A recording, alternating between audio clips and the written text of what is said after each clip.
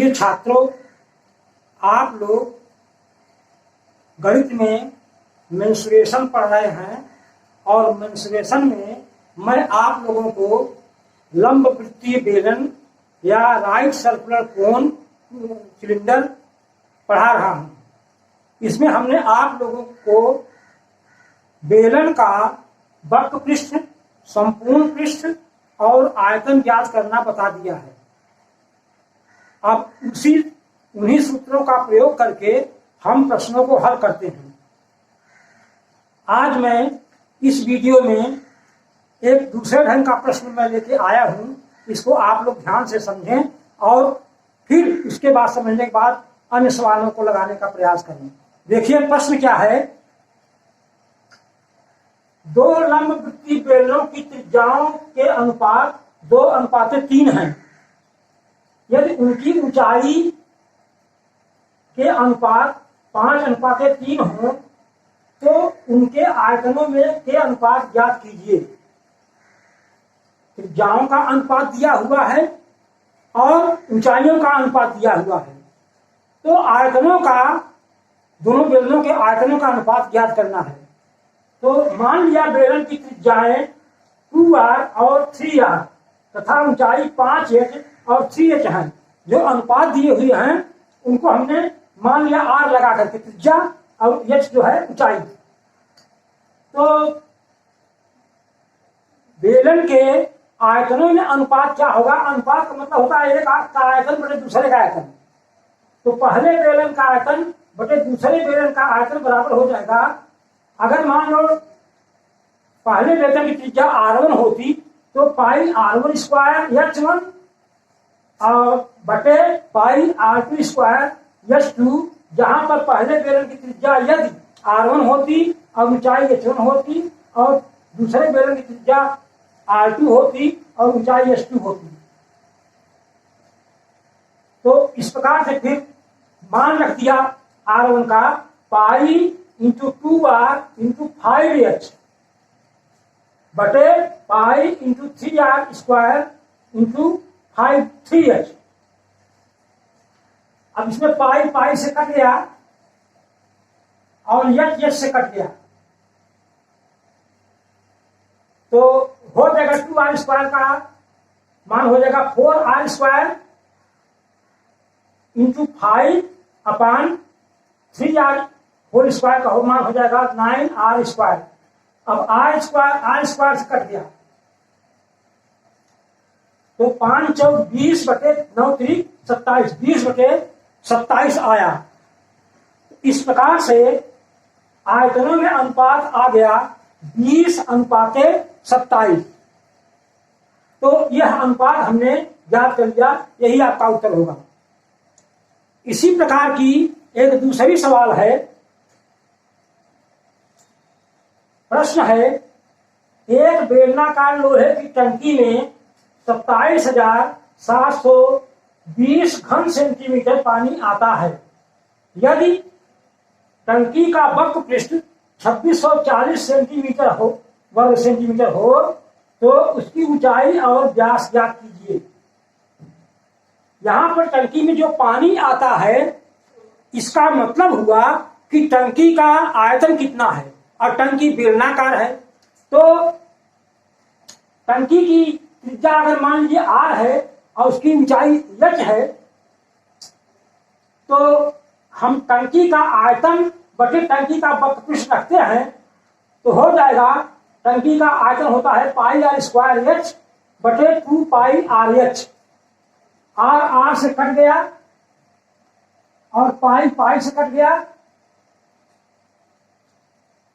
और r square r से एक r कट जाएगा, एक r बचा रह जाएगा। इसका मान दिया हुआ है 27,720 बटे 2640। तो इसका मतलब एक r निकल गया, r बटे 2 बराबर 27,720 बटे 2640। इसका तिर्यक गुना करने पर हो जाएगा, r गुना हो जाएगा 2640 में, 2640 r बराबर 2 इंटू 27,720। तो r का मान हो जाएगा 2 इंटू 27,720 बटे 2640। यहां पर हल करने के लिए आप लोग देखिए, पहले 0 से 0 को काट दीजिए, फिर 4 का भाग दीजिए इसमें, तो 4 छंग 24 और उतरा 2, 4 छंग 24, 66 आ गया, और 4 का भाग दिया 27,720 में, 4 छंग 24, 3 27 37 हुआ, 4 9 36, और फिर आया 1, दूसरा 2 तो 12 हुआ, 4 3 12, 693। अब 66 को 2 से काट दिया तो 2 1 कम 2, 2 3 6, 2 3 6। फिर 33 का भाग दिया 693 में, तो 33 1 कम 35, और 35 दूना 66, और 3 महत्व होता है, फिर 33 1 कम 35। इस प्रकार से मान आ गया 21। तो आर वाले त्रिज्या का मान आ गया 21। तो व्यास क्या होगा, त्रिज्या का दुगुना होता है, तो व्यास हो जाएगा 2 गुणित 21 बराबर 42। और बेलन का वक्रपृष्ठ क्या होगा, बेलन का ऊंचाई और व्यास ज्ञात कीजिए। ऊंचाई जब ज्ञात करना है आपको, तो वक्रपृष्ठ का सूत्र आप लगाइए। तो बेलन का वक्रपृष्ठ होता है 2 पाई RH बराबर 2640। यहां पर सब मान रखने पर 2 इंटू पाई का मान 22/7 इंटू R का मान 21 इंटू H बराबर 2640।